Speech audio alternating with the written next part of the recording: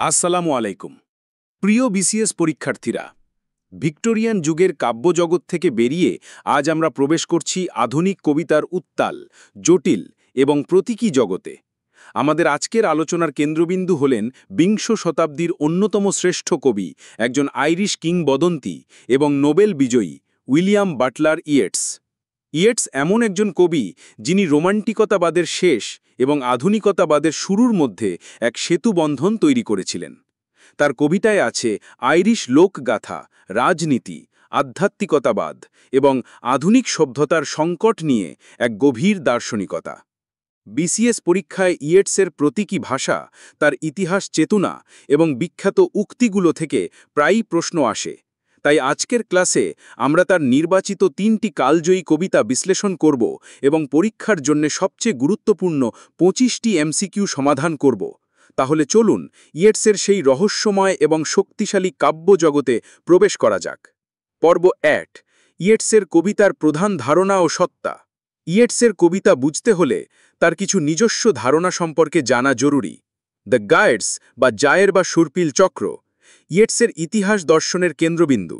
তিনি বিশ্বাস করতেন ইতিহাস কোনো সরল রেখায় চলে না, বরং দুটি সুরপিল কোণকের বা ইন্টারলকিং কোনসের মতো চক্রাকারে ঘোরে। একটা সভ্যতার যখন বিস্তার ঘটে, তখন অন্য একটি বিপরীতধর্মী সভ্যতার সূচনা হয়। ২০০০ বছর পর পর এক একটি চক্র শেষ হয় এবং নতুন এক ভয়ঙ্কর বা মহৎ যুগের সূচনা হয়। স্পিরিটাস মুন্ডি, ল্যাটিন ভাষায় এর অর্থ জগতের আত্মা। এটি হল মানবজাতির এক সম্মিলিত স্মৃতি বা অবচেতন মন, যেখানে সকল যুগের প্রতিচ্ছবি এবং প্রতীক সংরক্ষিত থাকে। ইয়েটস বিশ্বাস করতেন কবিরা এই স্পিরিটাস মুন্ডি থেকে তাদের কবিতার চিত্রকল্প লাভ করেন। বাইজেন্টিয়াম। ইয়েটসের কাছে বাইজেন্টিয়াম, বর্তমান ইস্তানবুল, কেবল একটি ঐতিহাসিক শহর নয়, এটি হল শিল্পের এক শাশ্বত এবং আধ্যাত্মিক জগৎ। এটি সেই স্থান যেখানে জাগতিক এবং শারীরিক ক্ষয়ের ঊর্ধ্বে উঠে শিল্প এক অমর রূপ লাভ করে। দ্য আইরিশ রেভলিউশনারিজ, আইরিশ বিপ্লবীরা। ইয়েটসের কবিতার একটা বড় অংশ জুড়ে আছে আয়ারল্যান্ডের স্বাধীনতা সংগ্রাম। ইস্টার্ন 1916 কবিতার বিপ্লবীরা তার কাছে সাধারণ মানুষ থেকে এক পৌরাণিক বীরে রূপান্তরিত হয়েছেন। পর্ব ২। প্রধান কবিতাগুলোর সারসংক্ষেপ ও বিশ্লেষণ। দ্য সেকেন্ড কামিং, দ্বিতীয় আগমন। মূল ভাব বাংলায়। কবিতাটি আধুনিক সভ্যতার ভাঙন এবং এক নতুন, ভয়ঙ্কর যুগের আগমন নিয়ে লেখা এক ভবিষ্যৎবাণী। এটি ইয়েটসের জায়ের বা সর্পিল চক্রের ওপর ভিত্তি করে লেখা। Part ১। The collapse of civilisation, সভ্যতার পতন। কবিতার শুরু হয় এক ভয়ঙ্কর চিত্রকল্প দিয়ে।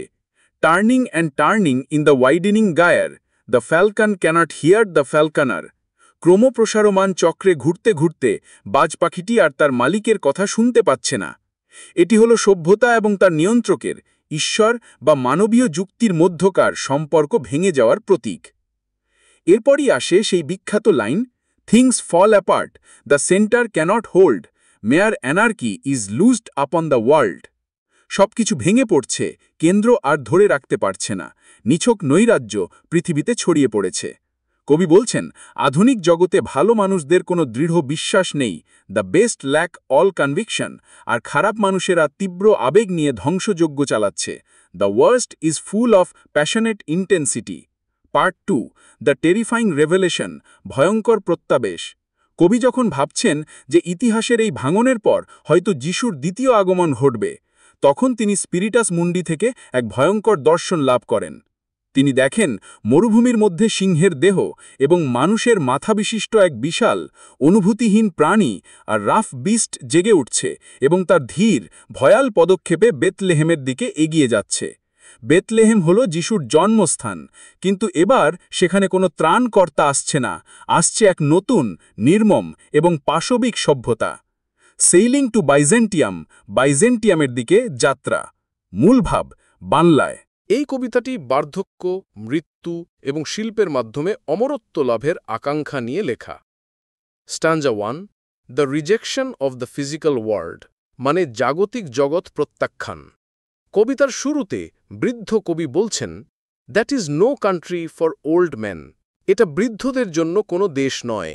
এই দেশ বলতে তিনি বুঝিয়েছেন আয়ারল্যান্ড বা এই জাগতিক, প্রাকৃতিক জগৎকে, যা কেবল যৌবন, প্রেম এবং শারীরিক আনন্দের উদযাপন করে। এই জগতে সবকিছুই জন্মায় এবং মারা যায়। একজন বৃদ্ধ এখানে বেমানান। স্টাঞ্জা 2 ও 3, the journey and the prayer, মানে যাত্রা এবং প্রার্থনা। তাই কবি এই জাগতিক জগৎ ছেড়ে আত্মার জগৎ অর্থাৎ বাইজেন্টিয়ামে যাত্রা করেছেন। বাইজেন্টিয়াম হল শিল্পের পবিত্র শহর। তিনি সেখানে ঈশ্বরের পবিত্র আগুনে দণ্ডায়মান সাধু বা সেইজেসদের কাছে প্রার্থনা করছেন যেন তারা তার মরণশীল হৃদয়কে পুড়িয়ে দেয় এবং তাকে শিল্পের শাশ্বত জগতে স্থান দেয়।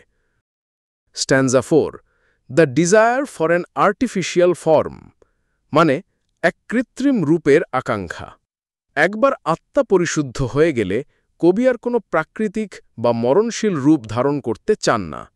তিনি হতে চান গ্রিক স্বর্ণকারদের তৈরি একটি সোনার পাখি যা বাইজেন্টিয়ামের সম্রাটের কক্ষে বসে অতীত, বর্তমান এবং ভবিষ্যতের গান গাইবে, অর্থাৎ তিনি একটি ক্ষয়হীন অমর শিল্পকর্ম হিসেবে বেঁচে থাকতে চান।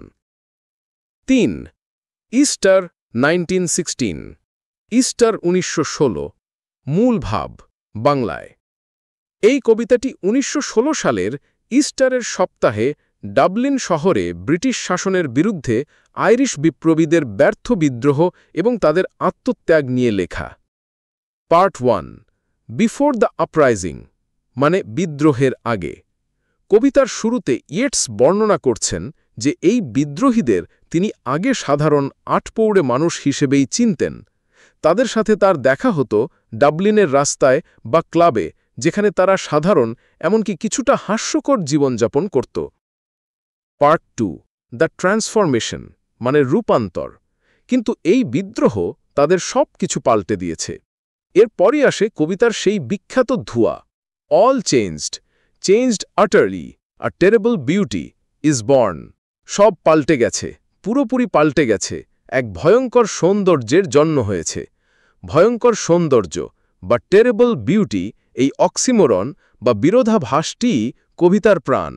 বিপ্লব এবং মৃত্যু ভয়ঙ্কর, কিন্তু দেশের জন্য এই আত্মত্যাগ এক মহৎ সৌন্দর্য তৈরি করেছে।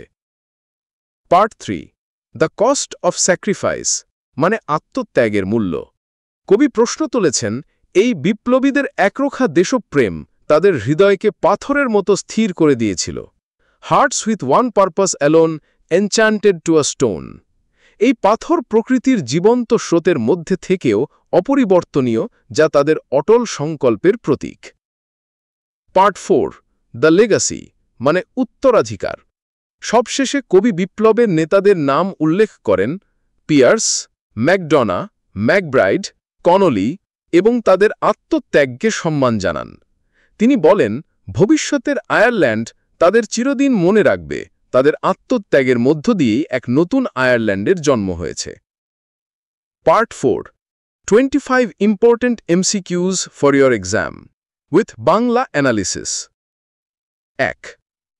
WB ইয়েটসের থিওরি যে ইতিহাস 2000 বছরের চক্রে ঘোরে, তার প্রতীক হল answer B, the gyre. Gyre বা সর্পিল চক্র হল ইয়েটসের ইতিহাস দর্শনের কেন্দ্রবিন্দু, যা সিভিলাইজেশনের উত্থান ও পতনকে নির্দেশ করে। 2. Things fall apart, the centre can not hold. এই লাইনটি কোন কবিতা থেকে নেওয়া? Answer C, the second coming. এই উক্তিটি আধুনিক সভ্যতার ভাঙন এবং কেন্দ্রহীনতার সবচেয়ে শক্তিশালী কাব্যিক প্রকাশ। 3. ইন দ্য সেকেন্ড কামিং কোন ধরনের জীব বেথলেহেমের দিকে এগোচ্ছে বলে দেখা যায়? অ্যান্সার বি, এ স্ফিংক্স লাইক রাফ বিস্ট। কবিতাটির ভয়ঙ্কর দর্শনটি হল সিংহের দেহ এবং মানুষের মাথাবিশিষ্ট এক বিশাল প্রাণী, যা এক নতুন পাশবিক যুগের প্রতীক। 4. That is no country for old men কোন কবিতার প্রথম লাইন? Answer B, sailing to Byzantium. এই লাইনের মাধ্যমে কবি জাগতিক মরণশীল জগৎ থেকে তার বিদায় ঘোষণা করছেন। 5. ইন সেইলিং টু বাইজেন্টিয়াম কবি মৃত্যুর পর কি হতে চান? Answer C, an artificial golden bird. কবি কোনো মরণশীল প্রাকৃতিক রূপে আর ফিরতে চান না, বরং তিনি একটি অমর আর্টিসের রূপ লাভ করতে চান। 6. ইয়েটসের কাছে বাইজেন্টিয়াম হল answer B, the world of eternal art and spirit, Byzantium হল সেই আদর্শ জগৎ যেখানে শিল্প এবং আত্মা শারীরিক ক্ষয়ের ঊর্ধ্বে চলে যায়। 7. ইস্টার 1916 এই কবিতাটি কি সম্পর্কে? Answer C a failed Irish uprising against the British. এই কবিতাটি 1916 সালের ইস্টারের সপ্তাহে ডাবলিন শহরে ব্রিটিশ শাসনের বিরুদ্ধে আইরিশ বিপ্লবীদের বিদ্রোহকে কেন্দ্র করে লেখা। 8. The famous oxymoron a terrible beauty is born কোন কবিতায় দেখা যায়? Answer C Easter 1916। এই বিরোধাভাসটি বিপ্লবের দ্বৈত প্রকৃতিকে তুলে ধরে। এর মৃত্যু এবং ধ্বংস ভয়ঙ্কর, কিন্তু এর থেকে জন্ম নেওয়া নতুন জাতিসত্তা সুন্দর। 9. ইস্টার 1916 কবিতায় কবি বিপ্লবীদের দৃঢ় হৃদয়কে কিসের সাথে তুলনা করেছেন? Answer C a stone. তাদের একরোখা সংকল্প তাদের হৃদয়কে জীবন্ত জগতের মধ্যে একটি অপরিবর্তনীয় পাথরের মতো করে দিয়েছিল। 10. ইয়েটসের কবিতায় স্পিরিটাস মুন্ডি শব্দটির অর্থ কি? Answer C a collective unconscious or world soul. এটি হল মানবজাতির একটি সম্মিলিত স্মৃতি ভাণ্ডার যেখান থেকে কবিরা তাদের প্রতীক বা চিত্রকল্প লাভ করেন। 11. The best lack all conviction while the worst are full of passionate intensity এই লাইনটি কি বর্ণনা করে? Answer A the state of modern morality. এটি দ্য সেকেন্ড কামিং কবিতার একটি বিখ্যাত উক্তি যা আধুনিক যুগের নৈতিক সংকটকে তুলে ধরে, যেখানে ভালোরা নিষ্ক্রিয় আর খারাপরা সক্রিয়। 12. ইন সেলিং টু বাইজেন্টিয়াম বক্তা সেইজেসদের কাছে কি আবেদন করেন? Answer C to consume my heart away and make him part of artifice of eternity. কবিতার মরণশীল আবেগময় হৃদয়কে পুড়িয়ে ফেলে শিল্পের অমর জগতে প্রবেশ করতে চান। 13. নিচের কোন ঐতিহাসিক ব্যক্তির নাম ইস্টার 1916 উল্লেখ নেই? Answer D W B. ইয়েটস। কবি বিপ্লবীদের নাম উল্লেখ করেছেন কিন্তু নিজের নাম করেননি। 14. ডব্লিউ.বি. ইয়েটস কোন দেশের নাগরিক ছিলেন? Answer D Ireland. ইয়েটস ছিলেন আয়ারল্যান্ডের সবচেয়ে বিখ্যাত কবি এবং তার দেশের রাজনীতি এবং সংস্কৃতি তার কবিতার একটা বড় অংশ। 15. দ্য সেকেন্ড কামিং কোন ঐতিহাসিক চক্রের শেষ হওয়ার ভবিষ্যৎবাণী করে? Answer C the Christian cycle. ইয়েটসের তত্ত্ব অনুযায়ী যিশুর জন্মের মাধ্যমে যে 2000 বছরের খ্রিস্টীয় সভ্যতা শুরু হয়েছিল তা এখন শেষ হয়ে এক নতুন বিপরীতধর্মী সভ্যতা আসছে। 16. সেইলিং টু বাইজেন্টিয়াম এর সুর কেমন? Answer B a mix of despair about old age and hope for immortality through art. কবিতাটি বার্ধক্যের যন্ত্রণা দিয়ে শুরু হলেও শিল্পের মাধ্যমে অমরত্ব লাভের এক আশাবাদী আকাঙ্ক্ষা দিয়ে শেষ হয়। 17. ইস্টার 1916 পলাইট মিনিংলেস ওয়ার্ডস বলতে কবি কি বুঝিয়েছেন? Answer B the casual conversations the poet had with the revolutionaries before the uprising. বিদ্রোহের আগে কবি তাদের সাথে যে সাধারণ অর্থহীন কথাবার্তা বলতেন তা এখন অর্থপূর্ণ হয়ে উঠেছে। 18.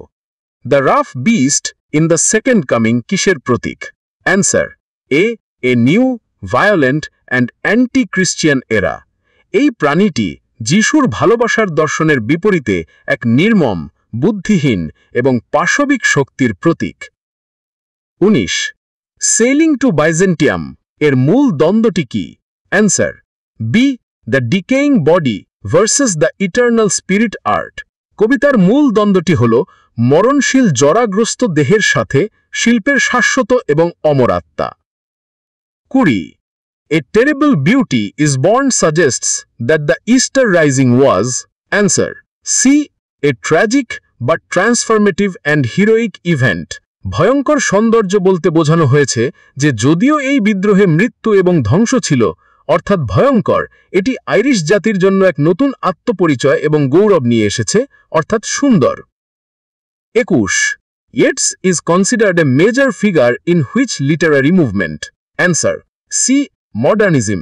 যদিও তার শুরুর দিকের কবিতায় রোম্যান্টিক প্রভাব আছে, ইয়েটস মূলত 20 শতাব্দীর মডার্নিজমের অন্যতম প্রধান স্থপতি।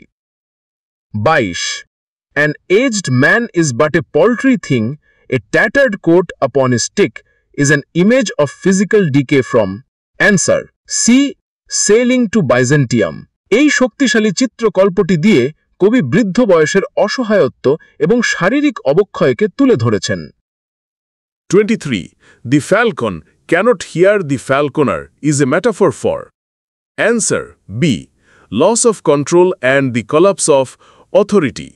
বাজ পাখি যেমন তার মালিকের নিয়ন্ত্রণ থেকে হারিয়ে গেছে, তেমনি মানব সভ্যতাও তার নিয়ন্ত্রক অর্থাৎ ঈশ্বর বা যুক্তি থেকে বিচ্ছিন্ন হয়ে পড়েছে।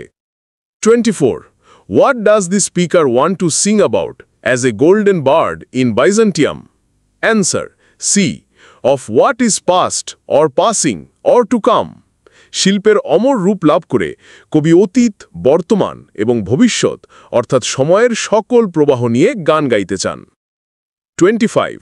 Yeats's attitude towards the revolutionaries in Easter 1916 is. Answer. C. A complex mix of criticism, admiration and awe. Yeats তাদের একরোখা আদর্শবাদের সমালোচনা করেছেন, অর্থাৎ enchanted to a stone, কিন্তু তাদের আত্মত্যাগের প্রতি গভীর শ্রদ্ধা এবং বিস্ময়ও প্রকাশ করেছেন।